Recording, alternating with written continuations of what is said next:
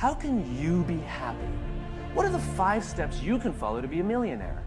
What are the 7 steps that you need to get the career that you want? You know, me, me, me, me, me, me, me, me, me. What about helping the guy next to you?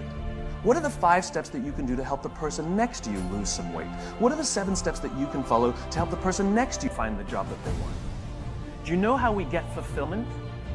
You can be happy because you did things at work. You can be proud because you did things at work. You can be excited because you had a big success at work. But you know how you feel fulfilled at work? When you do something for someone else. It's the only way we get that feeling. It's the only way we get that feeling. Do you know why the statistics say that over 90% of people don't feel fulfilled by the work they do? It's not because of the job, it's not because of the pay, it's not because of the benefits. It's because we don't help each other anymore. We sit in our cubes and we work. And anything that we turn to anybody is because we need something, we need to get something. And yet we don't put ourselves out there simply for no other reason than to help somebody else.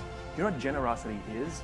Generosity is doing something for someone else expecting nothing in return. At no point ever. I did something for him, why won't he help me? It's not an equation. It's designed to help you feel good. And Mother Nature has given us this feeling when we do something for someone else to encourage us to do it. Because when we are in groups, when we are surrounded by people who believe what we believe, trust emerges and our very survival and progress goes up. Sex feels good, it's why we do it. And Mother Nature has provided that it will feel good so that we can do it more, so that we can procreate. That was not an accident, right?